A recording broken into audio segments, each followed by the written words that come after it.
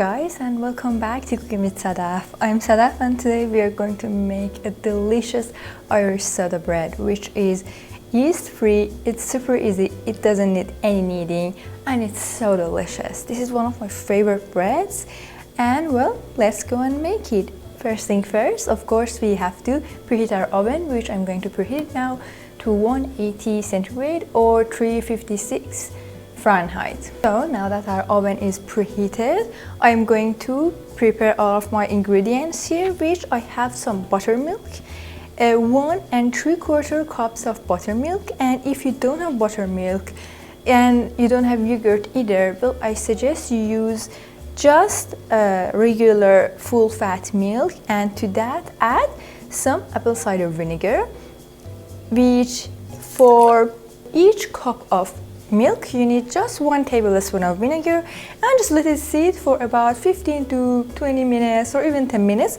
while we are making another stuff, so that it's getting ready. For the dry ingredients, I have 4 cups of flour. To that I'm going to add my 1.5 teaspoon of baking soda, a little salt. I never measure salt actually, just for a couple of seconds. Mix them well to make sure that everything is well incorporated. And here I'm going to also give it a little jazz with some cardamom powder.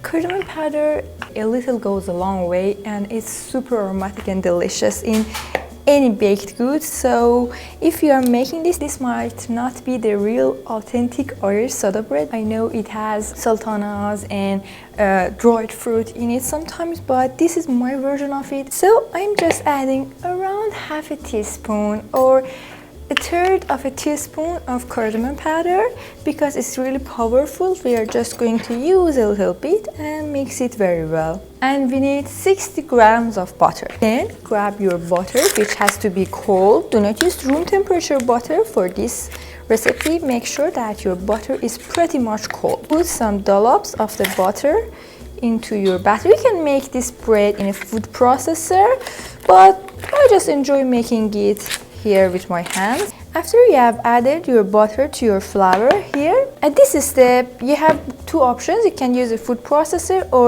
use your hands to gently rub the butter and flour together to just make it, more incorporated, and coat the particles of the flour with the fat particles of the butter, like this. Make sure your hands are also clean and your nails are clipped because you want to be hygienic if you're making things hands-on. By the way, if there are some big parts of the butter left, don't worry, it's okay.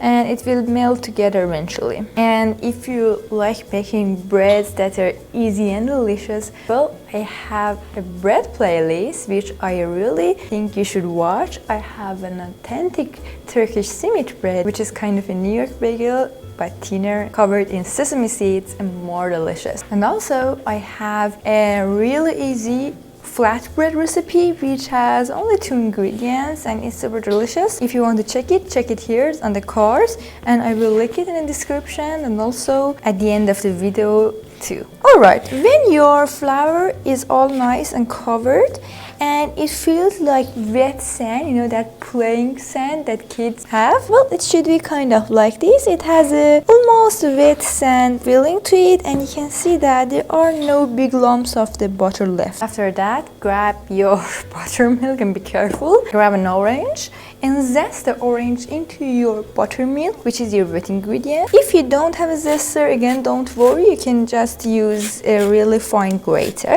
Zest or grate only the orange part of the orange. What did I just say? And just this orange zest will give the bread a really nice aroma and smell, which is so divine. And I just love adding zest to almost anything. It just gives it a kind of freshness that it wouldn't have otherwise. How about you? Do you like orange zest and lemon zest in your baked goods? Are you one of those people that zest lemons and oranges into everything? Because I'm definitely one of those.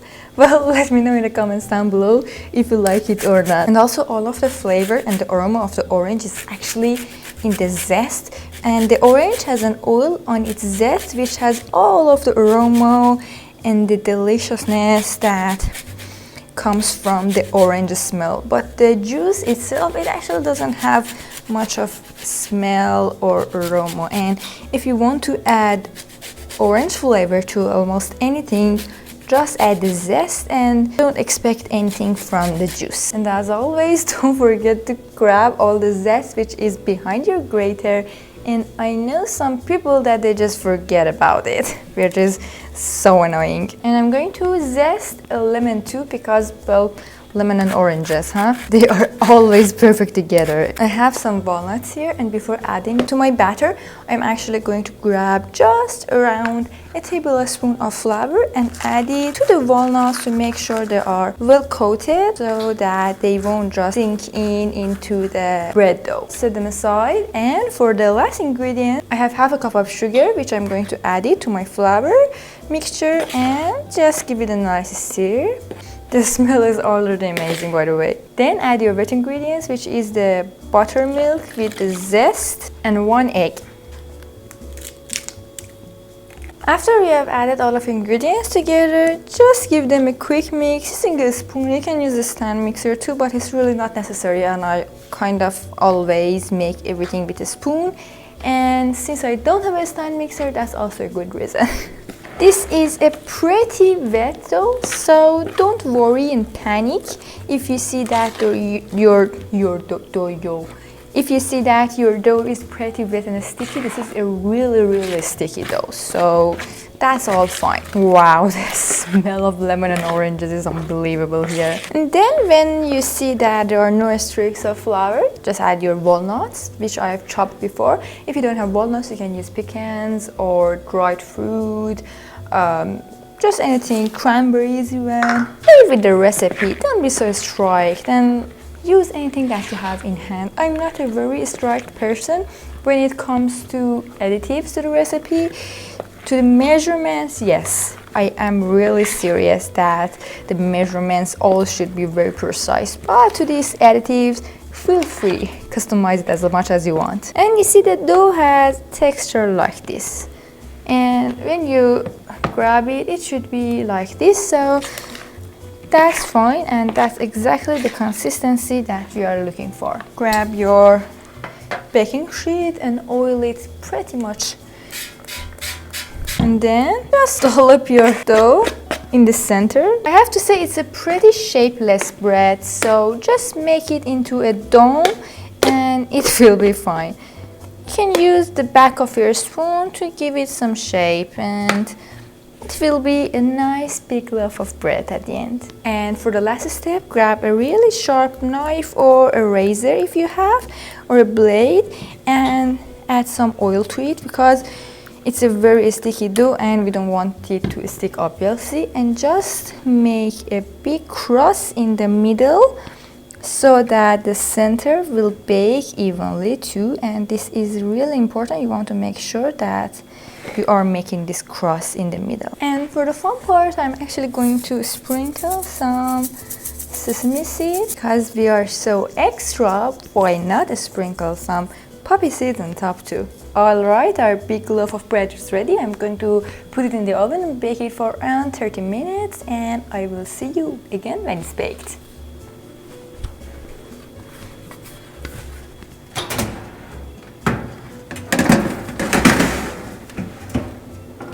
An hour later. Well, our Irish soda bread is baked just straight out of the oven. Oh my god, I really don't want to break it, but it's so big. And look at the bottom.